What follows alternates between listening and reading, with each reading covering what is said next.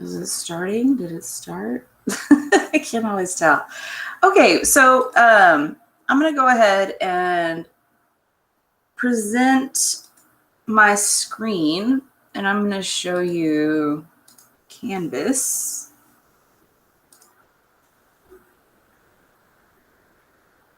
Okay, so this is the student view in Canvas.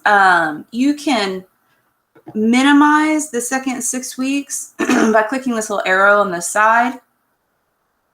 It'll just make it shorter, and then you can just focus on whatever is current. Whatever is current should be up at the top.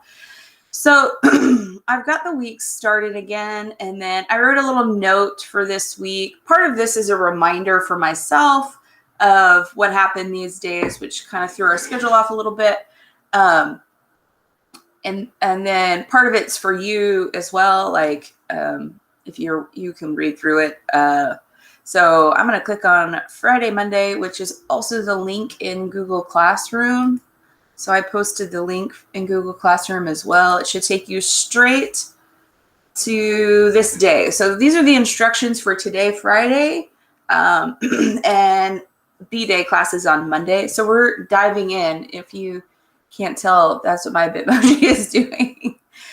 So today we're going to be setting up and starting Tess of the Derbyvilles by Thomas Hardy. It's our next novel. I think I left the hard copy at school. This is a long novel, so we're gonna dive into it. The next week and Christmas break, you'll have a shorter assignment, but there's some reading over Christmas break. And so we're going to try to push kind of heavy and hard to get through the first two sections of the novel, which is actually 15 chapters, by the time we get back from Christmas break. And then when we get back, we'll still have 5 more sections to go. And I'm going to explain these sections here in a second, but we're going to take basically like 2 weeks for each section after that. And so we won't finish the novel at the end of this 6 weeks. We'll finish the novel at the end of the 4th 6 weeks. So we're going to take 2 6 weeks to go through it. Obviously, we're going to be doing other things in class. So last 6 weeks, I really just focused on Catcher in the Rye and things to do with Catcher in the Rye. And we will still do things with Tess of the Derbyvilles and just things going on in the times and talking about the book. But that's not all we're going to be doing. We're going to be using our class time to actually start focusing on some poetry. So anyway, we just need to get set up and get going into Tess because it is a long novel, but it really can still hold your attention because of the way it was written. And we'll talk about that in just a second. So the plan is to finish up the novel by spring break. So here's the general schedule, and this is it really is general because one, this is all going to be independent reading. So this is a timeline to keep yourself on track. And I'm not going to nail it down like on Monday you do this, Tuesday you're doing this.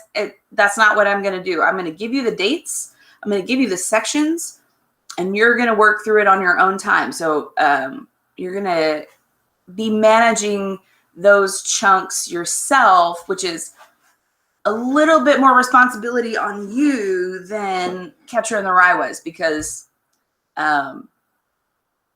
it's going to be a little bit more student driven, a little less teacher stuff. Okay, so the book itself has chapters. As you can see, I've got chapters posted, but the whole thing, the first level of organization is phases. So there's phase the first, phase the second, the third, the fourth, the fifth, the sixth, the seventh. And each section has a title. So the first phase is the maiden. The second phase is maiden no more. The third phase is the rally. Then the consequence. Then the woman pays. Then the convert. Then fulfillment. So what's kind of cool about this novel, it is long, but it's hard to lose interest in the novel. Once you're into the story, it's hard to lose interest because the way this novel was actually originally written, so Thomas Hardy actually, he wrote the whole thing, but when he published it, he sectioned it off and he published it in newspapers and magazines, mostly magazines. I was not sure, mostly newspapers. I had that backwards. But it was a serial. They called it a serial, a series, but they used to call it a serial. And so it was a serial story, meaning, I don't know, I haven't done enough research on it, but I don't know how often he released it, but it could be like there was a new section every week or every 2 weeks. And so people would buy the newspaper. It was a way to get people to buy the newspaper. You buy the newspaper and then you could read the next section of the story. It's kind of like TV shows before we could binge watch. You had to set your schedule for every Monday night at 6 o'clock to watch whatever. It's the same thing, except it was in print. And so he organized the novel in, different levels of like sectioning it off in different levels, so that when he was publishing it in smaller chunks, it was easy to follow and like pick up where you left off. So the first level of organization is the first, second, third, fourth, fifth, sixth, seventh. And then each section has its own title, and we'll talk about those titles because the titles have a ton of meaning in this novel. And then under each section, he has it chaptered off. So the first 11 chapters is phase the first, the maiden. So everything in the first 11 chapters is under this heading. And then it goes from there. The second phase is chapters 12 through 15, Maiden No More. That's what you're going to cover. It's 4 chapters over Christmas break. And so these first 15 chapters, the first 2 phases, really set up the whole story. So if we were going to build a story like it was a house, these first 15 chapters, the first phase and the second phase, are basically the foundation. So we want to level the ground and we want to pour the cement so that it's the foundation. And a lot of stuff happens in these first 2 sections, but it's all important because what happens in these 2 sections is the frame of the story. Well, it's really the foundation. I already said this. It's the foundation of the story. So then the rest of the story is built on top of it. And so that's why we want to dive in and kind of cover a big chunk. It's 15 chapters. It's over the next 3 weeks, but I don't plan on you reading every day over the break. I plan on you doing a little bit of reading, but not every day. So they're really, really important to cover because they are foundational to the rest of the story. So this novel is going to really give us the time and the space to look at one character in particular. There's a couple of characters. There's 3 main characters, but Tess is the main character. And because this novel is so long, it's going to give us the chance to see character development in a real way because there's so much time and there's all these different phases. So Tess is going to be not like a different version of herself, but she's going to evolve in every section of the novel because of the things that are happening to her. And then the other 2 main characters in the novel, one is named Alec Derbyville, and one is named Angel Clare, both men. And we'll see those characters enter into her story, exit her story, enter into her story, and we'll see those characters develop as well. And so what's cool, one of the cool things about it is the way that it was written, like released, really makes each section its own like season finale. It's got a beginning, middle, and end, and it ends on a season finale, and then we start the next one. And so that's a really nice way as a reader to be able to stay engaged, through each section. And then also it's just, it is long. So it gives us time to really look at the characters, look at their motivations, see what's driving them in each section in a pretty clear way. So that's the general organization. Once we come back from Christmas, then we're going to start taking about 2 weeks for each section. So phase the third is called the rally. And this is about a week and a half because you guys don't come back until the 6th. but it'll be chapters 16 through 24. Then phase the fourth is called The Consequence. That'll be the next 2 weeks. And that'll actually take us to the end of the third 6 weeks, the end of the semester. This semester, we're not having finals. They're giving us the extra time, which I think is awesome. I don't want to give you a final. So it's not going to affect your overall grade, like you know how the semester final affected the whole semester grade. We're not doing that. So every 6 weeks has its equal share of weight.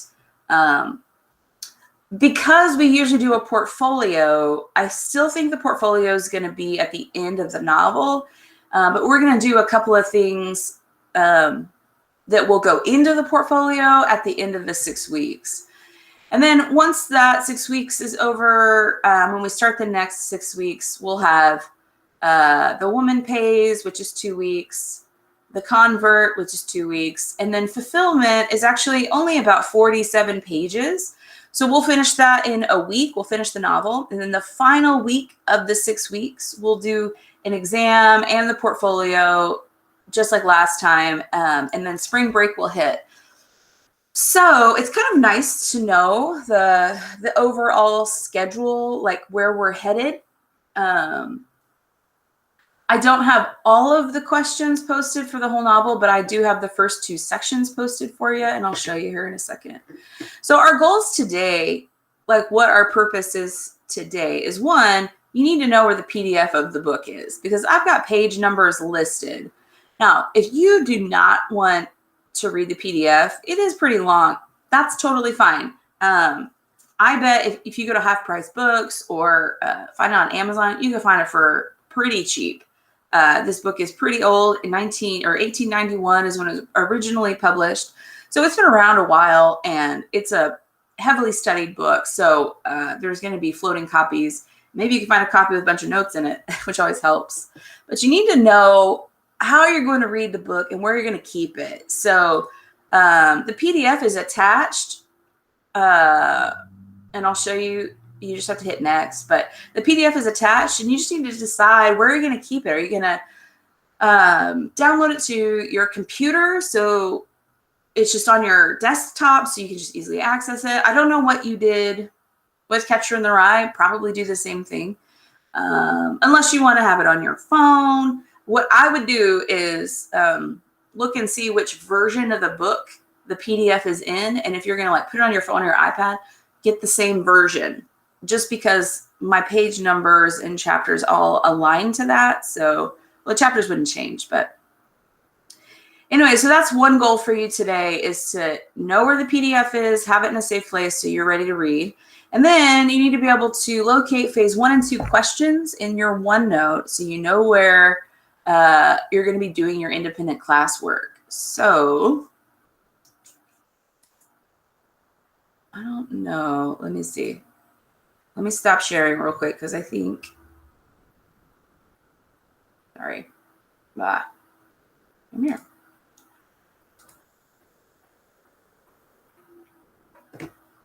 Okay, back to,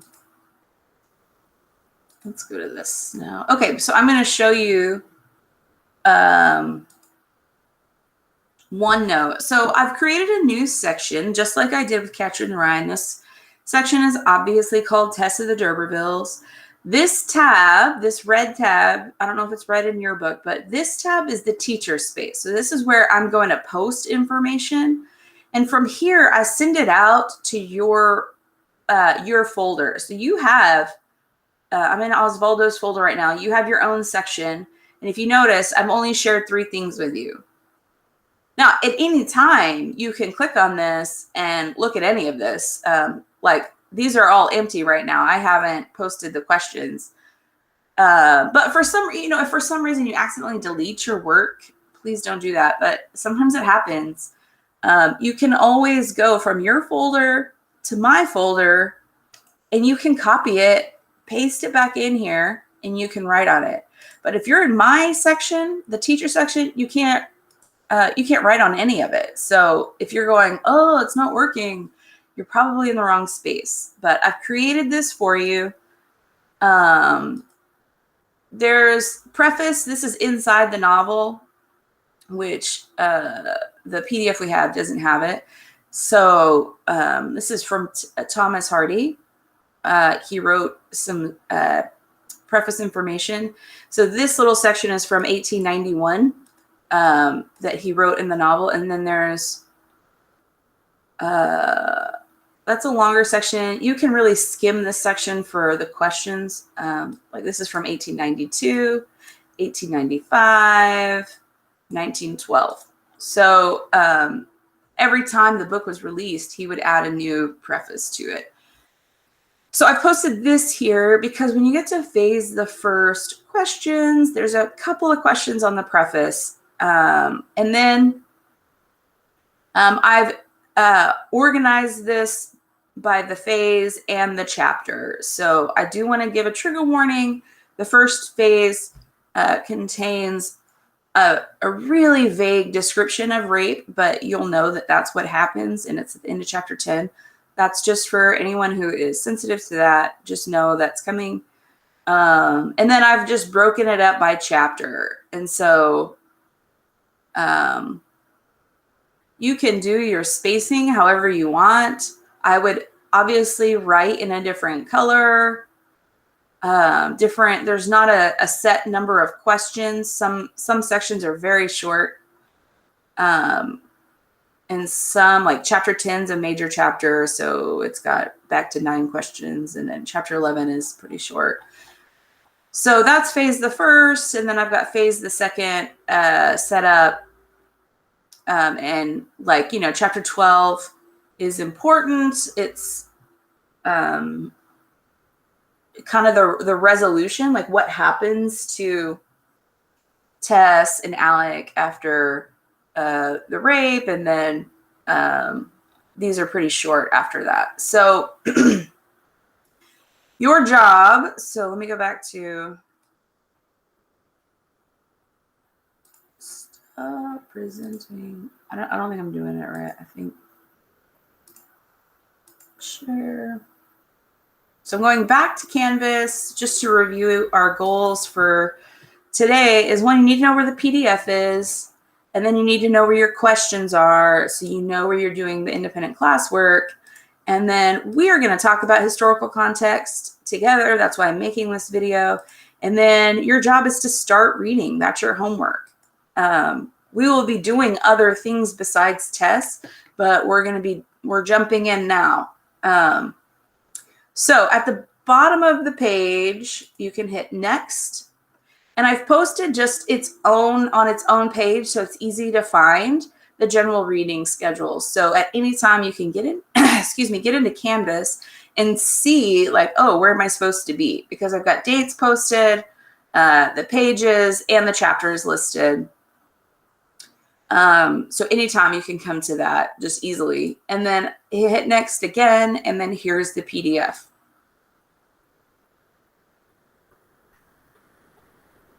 Whenever it loads. So if you notice, it says 584 pages. So that's why we're going to take 12 weeks to really do it. You can obviously download it here if you're going to put it onto your computer. And then, of course, it's going to just sit in Canvas for you guys at any time. It's just that if you want it in Canvas, if you want to access it in Canvas, you have to have the internet. It would be smart to have access to the book without having to have the internet. So again, if you look, we're in Unit 3. We're doing poetry and Tess of the Derbyvilles. I've got a note about my absences Monday through Thursday. I've got today's instructions. The general schedule is in here, but I posted it separately. So anytime in the 6 weeks, you can come back to that. And then I've got the PDF here. So if you're like, man, she talked a lot, I don't know what I'm supposed to be doing, go back to the directions. Righto. So any questions so far? So for next week, we're just going to be reading, right? Somebody said something. Let me turn my volume up. Amy, is that you or Lexuli? Amy, what's your question? Week, what exactly are we going to just be reading the next week as well? We're going to be doing some stuff in class, but yeah, your job is to be reading. So that's your independent stuff. So my job is we're going to be doing other skills and practice. Some will be related to Tess, some won't. I'm going to actually try to do poetry that's kind of related to the Victorian era, so we can kind of talk about things that apply to the book as well. But what I'm not trying to do in class is give you more homework. So I'm going to use our class time to start focusing on some skills that are analysis skills and writing skills. And then you guys independently for homework are going to be reading. And so if there's like another day where I can't be there because of something or whatever, you know, I'm going to easily just post, I'm going to give you today for reading. But my plan right now is we're not going to be using class time to do reading. You're going to be doing that on your own time. That's your homework. I'm not planning on giving you more homework. Okay, well, because next week I'm going out of town and I won't be able to attend the class meets, but I will be able to to access internet over there and everything. That's okay. So anytime I'm doing something like what I feel like is super important. So like today we're about to talk about, we're talking about the novel and setting it up. That's super important. So I'm recording it. And I'm also going to talk about some of the historical context of the book. That's important to understand what's going on. So that's why I'm recording it. So anytime you can go back and watch a video. So if you're not going to be there for the meet, just know if it's like if I'm lecturing, you know, in any way for like skills or background information or analyzing, I'm going to try to record it and post it so that you can go back and watch it.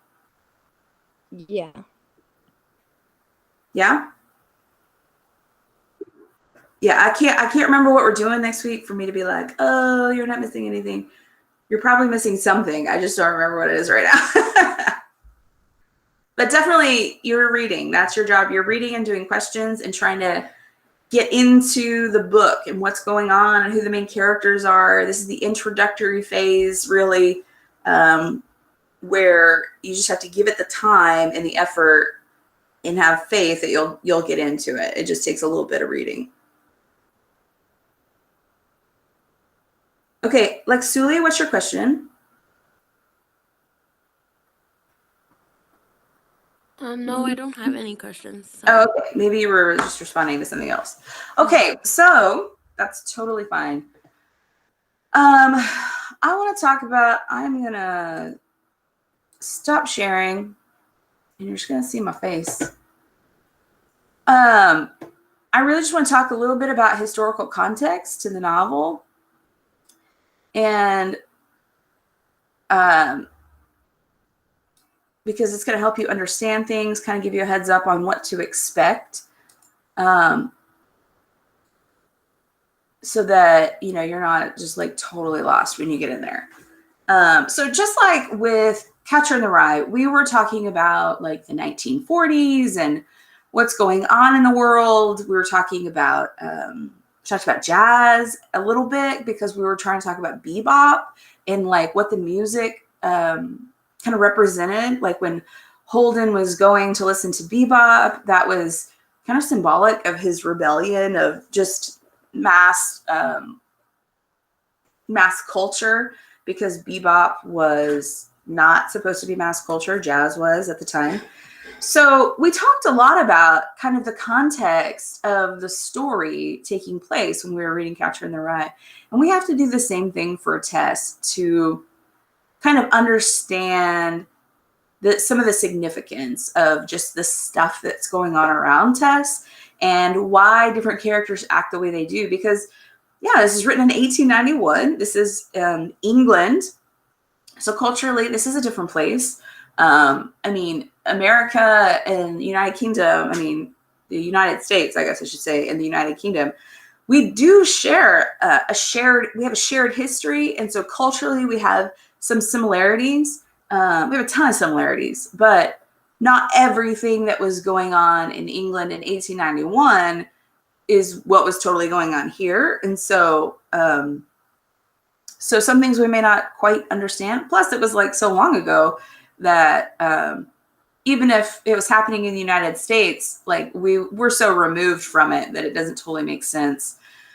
So I am in our OneNote, and I have in the teacher tab of Tess of the Derbyvilles, I have some information called historical context. If you want to look at what I'm looking at, you can turn to that page. So I want to talk to you about the Victorian era. So this is in England, United Kingdom, Great Britain. These are all names for the same place. And the woman in charge was Queen Victoria. That's why this era is called the Victorian era. That is typical to British history. They section things off by the ruler, the monarch at the time. The way their government is set up, they have a prime minister, but they always follow the monarch. So Queen Victoria was in charge. And so this is the Victorian era. So the last half of the Victorian era, which would be 1860 to 1900. So definitely 140, 160 years ago, I guess. This was a major transformation time in England. And that's because of the Industrial Revolution. So who knows about the Industrial Revolution?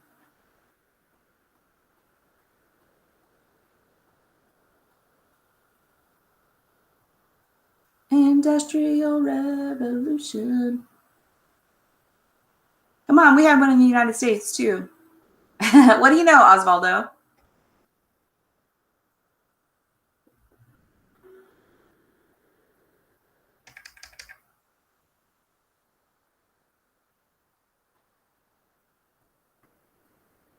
Osvaldo is typing.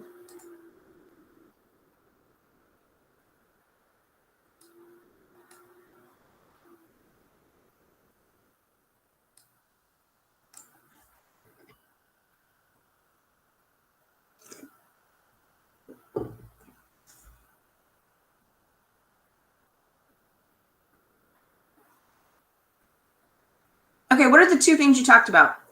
The Industrial Revolution is a major cultural and socioeconomical shift that affected, around the world, but it definitely affected the United States, and it definitely affected the United Kingdom.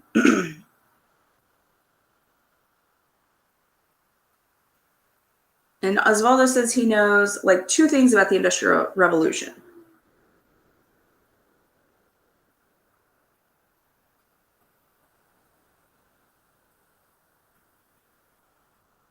Yeah, definitely, Emily. They definitely had children working. So before the Industrial Revolution, Osvaldo, I want you to type out the two things that you do know. So what life was like in the United Kingdom and similarly in the United States is that before the Industrial Revolution, England was predominantly an agricultural society. So, and this is the way it worked.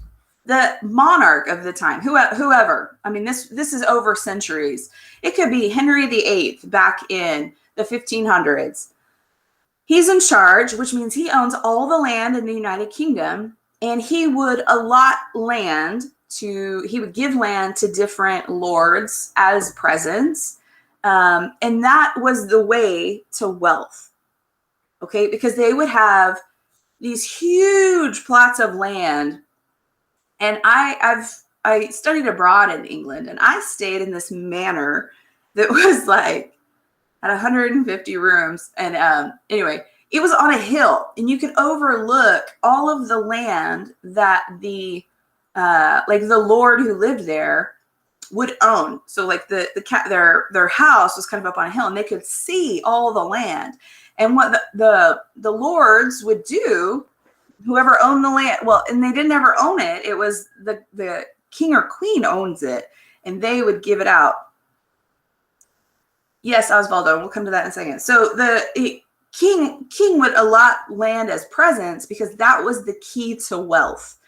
And so what would happen is that people would they would live on the land and work the farms and like grow things and make money for the lord who owned the land, because all these other people, like there were no other jobs. Like you farmed to eat. And so it wasn't slavery because they had rights and they were not forced to work the land. It was a choice.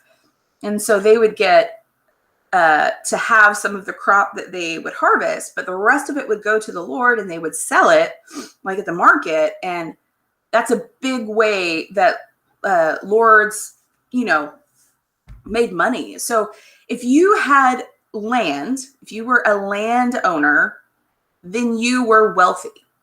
That's just how it worked. So before the Industrial Revolution, the United Kingdom was an agricultural society. And so that means if you've got the land, you've got the farms, you've got the money. That's how it is. And it's not, you can't change that class system easily, because there's no way I could be in the lower class and like work my way up to own the land, because the monarch assigns who owns the land. So it doesn't work like that. So it's very much like a social caste system, in that you don't move classes very easily unless you do it through marriage. And that's very hard to do. So what happens, like Osvaldo is saying, when the Industrial Revolution starts, machines happen, like all this invention happens. And so, like, especially in the area of agriculture, machines are created and starts to take the place of the workers. And this is a big deal because now the landed class can kind of make money quickly with machines, more quickly, like harvesting machines. But these workers now are displaced. They don't know what to do. And so they would start to leave the countryside where all the farms are, and they'd go to the city. But that would have an effect on the farmers, because on the landowners, because now, like, the population isn't in the rural area. So they don't have as many people buying their goods. And so what's kind of sometimes it's happening is there's actually a breakdown of the kind of upper class, because while the machines were helping them to displace their workers, the workers are disappearing from the area. So the consumers are disappearing from the area. And so this is having a major effect on the landowners. And so there are many wealthy people losing their wealth because of the Industrial Revolution. Also, these factories are popping up in the cities. And so even if the landowners needed people to work their farms, work their land, there were fewer and fewer people available to do it. And it was hard work. It was very hard work. So because these people are going to the city to work in these factories. And so this is where children are working, because they're working in factories. But I'll be honest, I think children were probably working before the Industrial Revolution as well, because you need all the hands, on deck, like, to help make money. So, yeah, machines pop up, factories pop up. Yeah, and it's really just new technology. And with any kind of new technology, there is a socioeconomic shift. And so that's what's happening in the novel. So we're going to see a lot of Tess actually moves around the countryside a lot. And so we get to see the different kinds of jobs that people were able to do on land. And so that's kind of cool that Thomas Hardy is showing us this.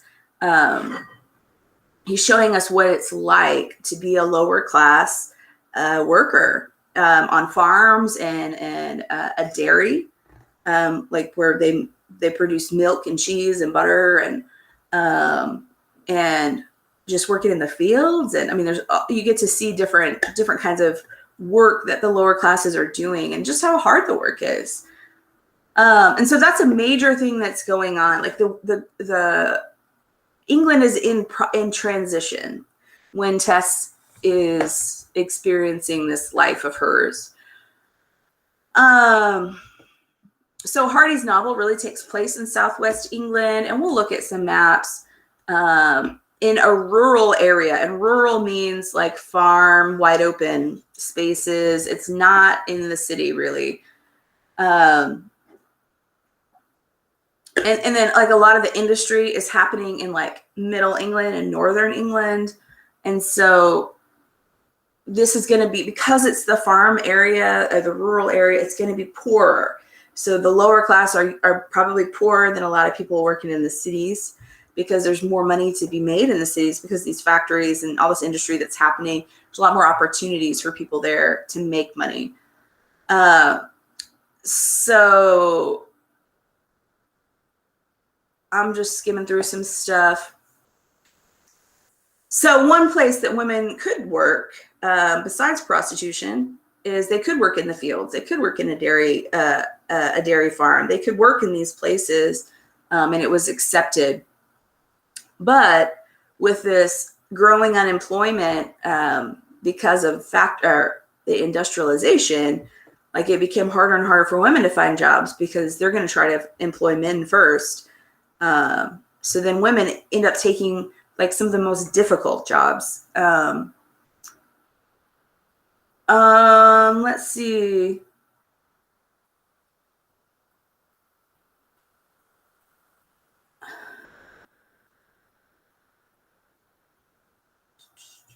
Yeah, I think that's pretty much covered it. I'll read this last paragraph because it probably says it better than I did. It says, the departure of its youth upset not only the economic structure of the countryside, but the social one as well. So those young people are going to the city because they can make money differently with maybe less effort, just depends on the kind of work.